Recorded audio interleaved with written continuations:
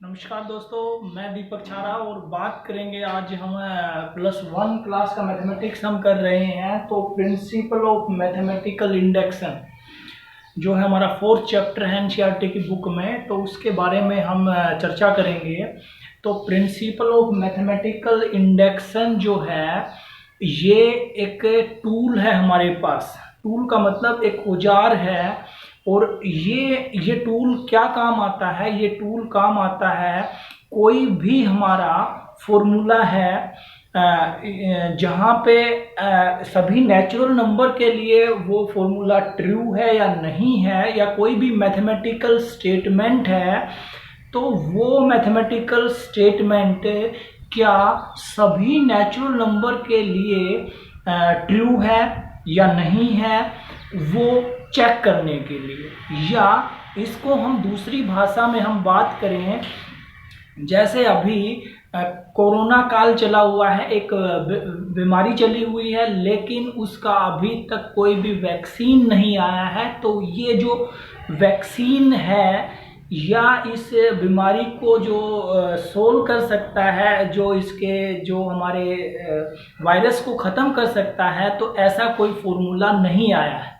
तो अगर कोई व्यक्ति आके ये कहता है कि भाई मेरे पास ये फॉर्मूला है, इस फॉर्मूले के अकॉर्डिंग आप जो है काम कीजिए, ये वैक्सीन है, तो ये ख़त्म हो जाएगा ये वायरस। तो लेकिन हम ये कैसे मान लें कि ये जो वैक्सीन जिस भी व्यक्ति ने दिया है, जो ये दावा कर रहा है कि ये वैक्सीन कोरोना के लिए है, तो हम उसको कैसे सत्य मान लें? मैथमेटिकल स्टेटमेंट को हम कैसे ट्रू मान लें?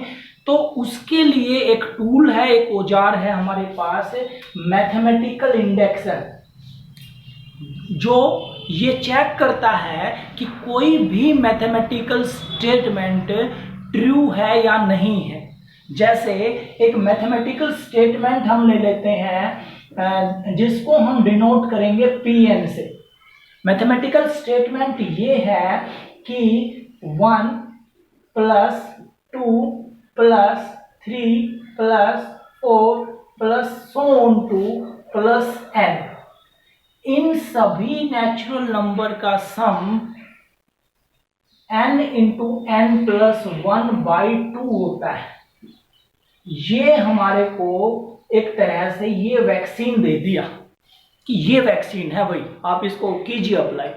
तो अब हम ये कैसे मान ले कि ये सत्य है? तो इसके लिए हमें जांच करनी पड़ेगी इस फॉर्मूले की। तो वो जांच कौन करेगा? वो करेगा प्रिंसिपल ऑफ मैथमेटिकल इंडेक्शन। अब ये प्रिंसिपल ऑफ मैथमेटिकल इंडेक्शन, तो यहाँ पे ये जो चीज है इंडेक्शन है, ये समझना जरूरी है। मैथमेटिक्स में दो तरह से हम जो है कोई भी काम करते हैं, तो कोई भी चीज़ सीखते हैं, तो उसमें दो चीज़ों का ध्यान रखते हैं। एक होता है इंडेक्शन और एक होता है डिडक्शन। डिडक्शन में क्या होता है, कोई हमें स्पेशल केस दे दिया जाता है, जो है हमारा जर्नल केस दे दिया जाता है, और उससे हम आते हैं पर्टिकुलर केस के ऊपर, ठीक है। और इंडेक्शन में इसका उल्टा होता है। इंडेक्शन में क्या होता है कि पर्टिकुलर केस से हम स्टेप बाय स्टेप हम किस पे जाते हैं? जर्नल केस पे। तो उसको समझने के लिए एक एक्टिविटी हम देख लेते हैं। Pause the video. तो इंडेक्शन को समझने के लिए ये हमारी एक एक्टिविटी है। यहाँ पे हमारे पास कुछ टाइल्स रखी हुई हैं और इनको हम मान लेते हैं कि ये कुछ पर्टिकुलर केस हैं। अब इसमें जो इंडेक्शन का जो सिस्टम है, हमारा मैथमेटिकल इंडेक्शन है, वो ये कहता है कि अगर हम इस फर्स्ट टाइल को अगर हम पुश कर देते हैं तो ये टाइलें गिरती चली जाएंगी। और मैथमेटिकल इंडेक्शन ये हमें बताता है कि अगर हमने फर्स्ट टाइल को पुश किया है और ये टाइल्स जो हैं, अगर जो है इक्वल डिस्टेंस के ऊपर साथ साथ रखी हुई हैं, तो ये गिरती चली जाएंगी। और यहाँ पे अगर दो चीज़ों का ध्यान रखेंगे हम। फर्स्ट टाइल को हम पुश करेंगे और दूसरा, अगर हम किसी टाइल को, जैसे मैं इस थर्ड टाइल को मैं के मान लेता हूँ, तो ये अगर के टाइल गिरेगी तो इससे नेक्स्ट टाइल भी जो है वो भी गिरेगी। तो इसको एक बार हम चेक कर लेते हैं। तो चेक करने के लिए मैं जो है पुश करूँगा इस फर्स्ट टाइल को। तो जैसे ही मैंने पुश किया, ये सारी टाइलें धड़ाम से एक के ऊपर दूसरी गिरती चली गई। तो ये हमने, अगर यहाँ पे केथ टाइल गिरी है तो इससे नेक्स्ट टाइल जो है, जिसको हम K+1 टाइल मानेंगे, वो भी यहाँ पे गिरी। तो यहाँ पे हमने देखा कि ये कुछ पर्टिकुलर केस गिरे हैं, तो इसका मतलब ये एक दूसरे पे गिरते चले गए, तो सभी नंबर्स, सभी टाइल्स जो हैं गिरी हैं, यानी कि सभी नेचुरल नंबर पे ये जो है हमारा अप्लाई होता है। अब हम वापस लौटते हैं प्रिंसिपल ऑफ मैथमेटिकल इंडेक्शन। ये तो हमारा जर्नल फॉर्म था कि हम इसको अपने दैनिक जीवन में जोड़ के कैसे देख सकते हैं।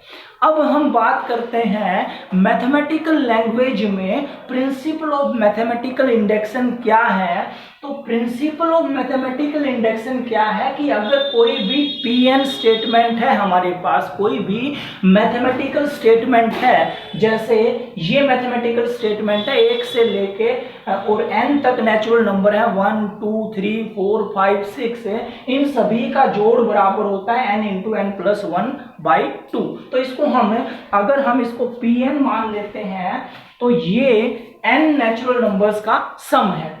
अब ये pn स्टेटमेंट जो है, suppose there is a given statement pn involving natural number such that pn is true for n = 1, कि हमारी जो स्टेटमेंट है वो पहले स्टेप के लिए ट्रू होनी चाहिए। और दूसरा, जो दूसरा चीज है इसमें, वो ये है कि if pn is true for n = k, तो अगर हम कोई केस k मान लेते हैं कि कोई भी इंटीजर है, तो अगर वो स्टेटमेंट k केस के लिए, n = k कोई भी पर्टिकुलर केस है, उसके लिए अगर वो ट्रू है, ये हम यहाँ पे सपोज कर रहे हैं कि वो इसके लिए ट्रू है, then the statement is true for n = K+1। तो वो स्टेटमेंट K+1 के लिए भी अगर ट्रू हुई, या हम उसको सिद्ध कर पाए कि वो K+1 के लिए ट्रू है, तो हम कह देंगे कि प्रिंसिपल ऑफ मैथमेटिकल इंडेक्शन हमें ये बताता है कि वो स्टेटमेंट सभी नेचुरल नंबर के लिए ट्रू है। या हम ये कहें कि वो जो वैक्सीन बना है, अगर हम उसको दो ट्रायल, यहाँ पे एक तरह से हम समझ सकते हैं 2 तरह की ट्रायल होंगी, ऐसे ही हम उसको मार्केट में नहीं उतार सकते। पहले कुछ लोगों के ऊपर उसको जो है पहले एनिमल्स के ऊपर उसको ट्राई किया जाएगा, और अगर वहां से सक्सेस मिलती है तो फिर कुछ ह्यूमन बींग्स के ऊपर उसको ट्राई किया जाएगा, और अगर वहां से हमें सक्सेस मिलती है दोनों केसेस को मिला के, तो हम कह सकते हैं कि ये जो वैक्सीन आई है कोरोना के लिए, ये फाइनल है। अब इसको आप किसी भी पेशेंट को दे दीजिए, वो जो है इसके वायरस को खत्म करेगा और पेशेंट जो है अपने आप ठीक होता चला जाएगा। तो वही चीज है कि प्रिंसिपल ऑफ मैथमेटिकल इंडेक्शन हमें बता रहा है कि अगर पहले स्टेप के लिए ट्रू है, और दूसरी चीज अगर kth के लिए ट्रू है, तो K+1 के लिए भी वो ट्रू हुई, तो हम कह देंगे कि वो सभी नेचुरल नंबर के लिए ट्रू है। उसी तरह से जैसे वो टाइल्स का केस हमने देखा था कि एक टाइल दूसरी टाइल के ऊपर गिरती है, दूसरी तीसरी पे, चौथी पांचवी, इस तरह से हमने टाइल्स रखी हुई हैं। तो यहाँ पे फर्स्ट टाइल अगर गिरी तो सेकंड पे गिरी, सेकंड पे थर्ड पे, थर्ड से फोर्थ पे। तो यहाँ पे अगर हम ये मान लें कि ये कोई kth टाइल है, kth टाइल अगर गिरती है तो उससे नेक्स्ट टाइल जो है वो भी गिरेगी, तो हम कहेंगे कि ये जो है सभी नेचुरल नंबर के लिए ट्रू है। अब इसको एक एग्जाम्पल से और हम समझ लेते हैं। जैसे हमने ये स्टेटमेंट ले ली कि हमने ये मान लिया कि ये मैथमेटिकल स्टेटमेंट जो है ट्रू है या ट्रू नहीं है, तो दोनों केसेज में हम चेक कर लेते हैं। देखिए, इसको चेक करने के दो तरीके होते हैं कि हम भाई एक जो है डिजिट के लिए चेक करें, 2 के लिए करें, 3 के लिए करें, 4 के लिए करें, लेकिन इस तरीके से तो पॉसिबल है ही नहीं। कितने नंबर के लिए हम जो है इसको ट्राई कर सकते हैं कि 10 नंबर है उनका जोड़ करके हम देख सकते हैं कि 10 नंबर का जोड़ इधर कर लीजिए, इधर n की जगह 10 लिख लीजिए, या 20 नंबर का जोड़ कर लीजिए, इधर n की जगह 20 लिख लीजिए। दोनों तरफ से अगर बराबर आएगा तो हम कह देंगे कि सत्य है। जैसे n की जगह 3 ले लिया मैंने, इधर से पहली 3 टर्म ली, 3 2 5 और 1 6, इधर n की जगह 3 लेता हूं तो 3 जमा 1 बटे 2, यानी कि ये जो होगा हमारा 3 गुना 4 बटे 2, तो ये यहां से भी कितना आएगा, 6 आएगा। तो लेकिन ये तो पॉसिबल नहीं है भाई। कितने नंबर्स के लिए हम इसको ट्राई करेंगे? 50 नंबर के लिए, 100 के लिए, 1000 के लिए, और कोई जो है हद से ज्यादा पागल है तो वो इसको 10,000 के लिए ट्राई कर लेगा, सारी जिंदगी लग जाएगी। लेकिन ये स्टेटमेंट जो है पूरी नहीं हो पाएगी एक पर्टिकुलर केस की अगर बात करें तो। अब इसका सॉल्यूशन क्या है भाई? तो क्या कैसे चेक करें? तो इसको चेक करने के लिए जो है एक दवाई हमारे पास, एक रामबाण इलाज है mathematical induction, principal of mathematical induction. उसमें हम इस स्टेटमेंट को यहां पे उतारते हैं हम, और यहां पे उतार के अगर ये 2 स्टेप हमने फॉलो कर लिए तो हम कह देंगे, अगर इसमें ये कारगर सिद्ध होता है तो कह देंगे कि ये मैथमेटिकल स्टेटमेंट सभी नेचुरल नंबर के लिए ट्रू है। अब इसमें एक चीज और आती है, वो चीज और समझ लीजिए। यहां पे n इक्वल टू 1 का मतलब ये नहीं है कि जो है n की जगह हमने 1 लिखना है। n इक्वल टू 1 का मतलब है फर्स्ट स्टेप के लिए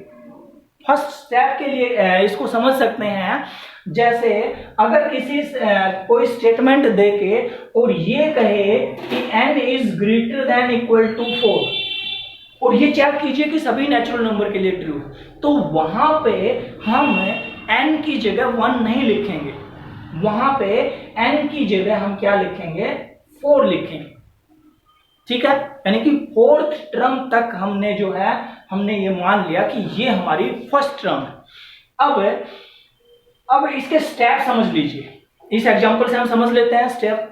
सबसे पहला स्टेप होगा 4 n इक्वल टू 1। अब n इक्वल टू 1 के लिए मतलब ये होगा कि ये 2 पार्ट हमारे, बराबर से इधर के पार्ट को हम LHS पार्ट बोलते हैं और बराबर से इधर के पार्ट को हम RHS पार्ट बोलते हैं। तो LHS पार्ट हमारा क्या है, n इक्वल टू 1 का मतलब है कि एक टर्म का जोड़, n इक्वल टू 1 का मतलब एक टर्म का जोड़, n इक्वल टू 2 का मतलब होगा 2 टर्म का जोड़।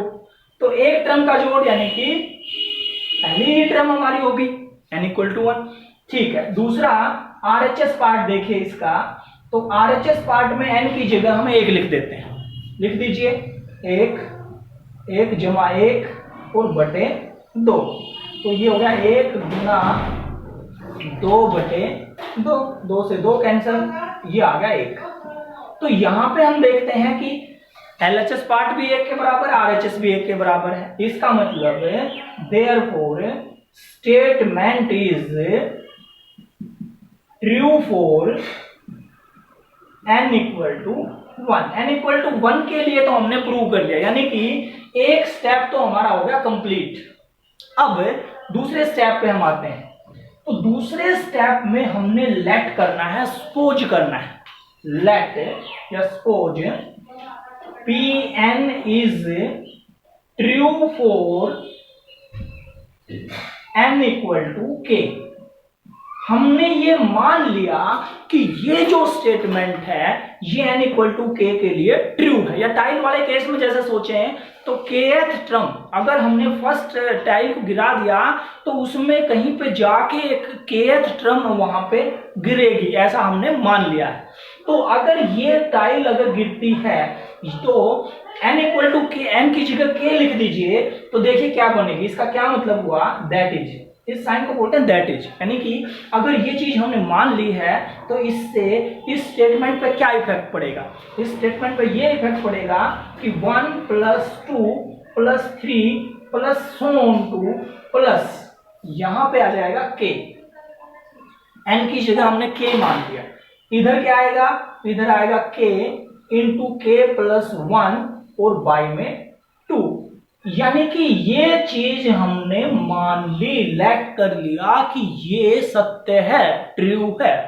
अब जो है इसी का एक सब पार्ट हम कहें, या हम उसको तीसरा पार्ट भी कह सकते हैं, कुछ जो है तीसरा केस लिख देते हैं।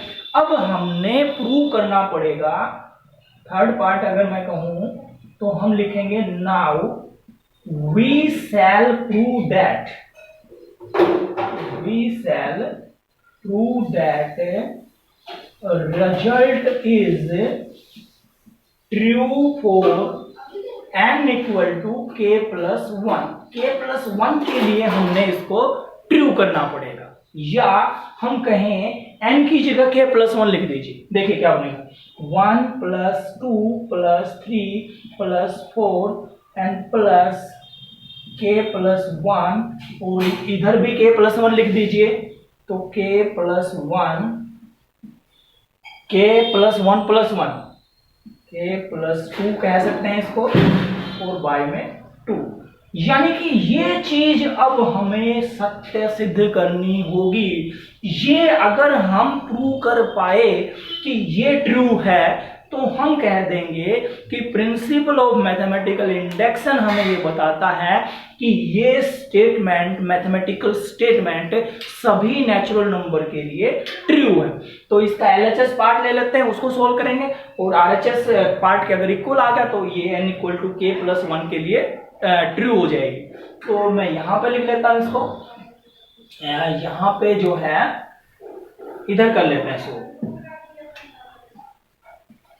तो इसका एलएचएस पार्ट मैंने लिया, तो एलएचएस पार्ट में मेरे पास है 1 plus 2 plus 3 and plus k plus 1, ये एलएचएस पार्ट।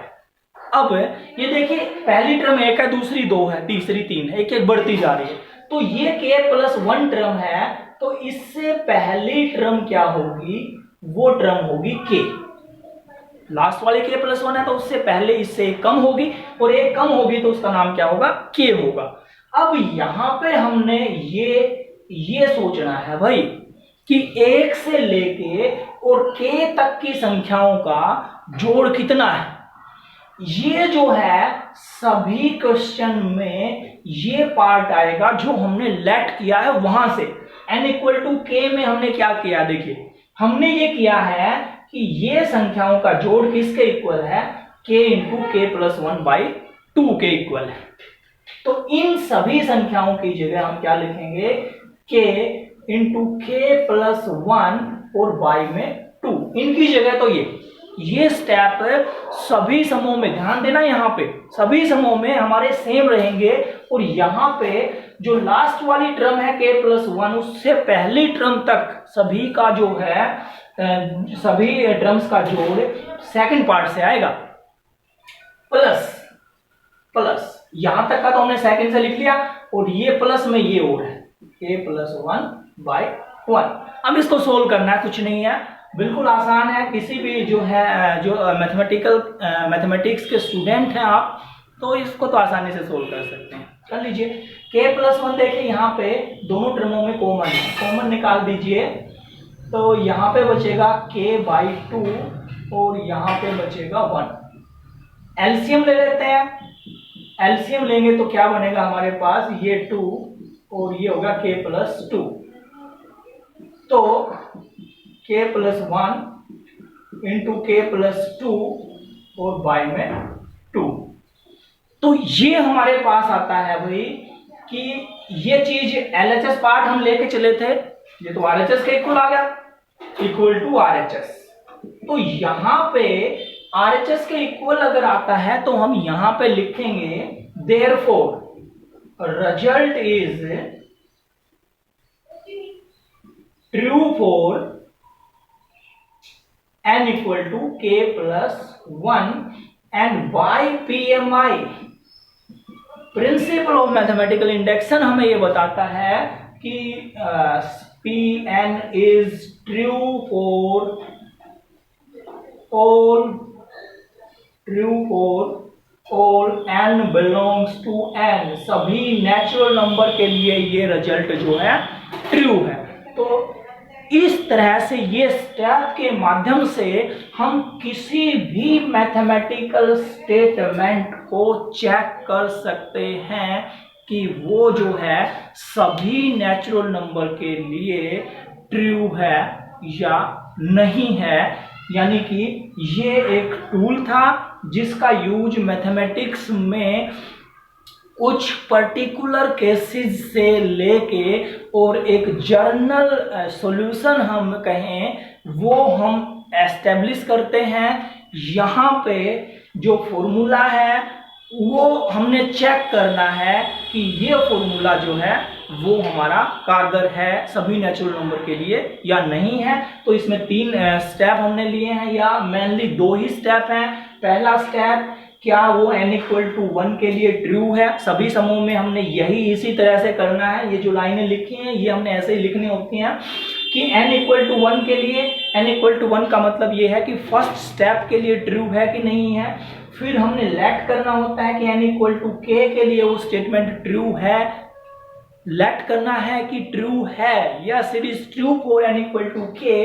और n इक्वल टू k के लिए हमने लेट कर लिया तो n की जगह इस स्टेटमेंट में k लिख देंगे और इसको हम यूज करेंगे अगले स्टेप में जब हमें ये प्रूव करना है कि statement n equal to k plus 1 के लिए ट्रू है। तो वहां पे प्रूव करने के लिए हम क्या करेंगे, n की जगह k प्लस 1 लिख देंगे दोनों साइड। तो यहां से जो स्टेटमेंट आएगी उसमें LHS पार्ट हम लेंगे और उसको सोल्व कर लेंगे। उसमें लास्ट टर्म को k प्लस 1 को छोड़ के उससे पहली जितनी भी टर्म है उन टर्म्स तक सेकंड पार्ट से जो है हमारा जो आंसर आया वो यूज होगा और प्लस k प्लस 1 और उसको सोल्व करेंगे तो RHS का इक्वल आएगा और RHS का इक्वल आएगा तो हम कहेंगे कि ये स्टेटमेंट k प्लस 1 के लिए ट्रू है। और ट्रू है तो मैथमेटिकल इंडक्शन से हम कह सकते हैं कि ये स्टेटमेंट सभी नेचुरल नंबर के लिए ट्रू है। Thank you.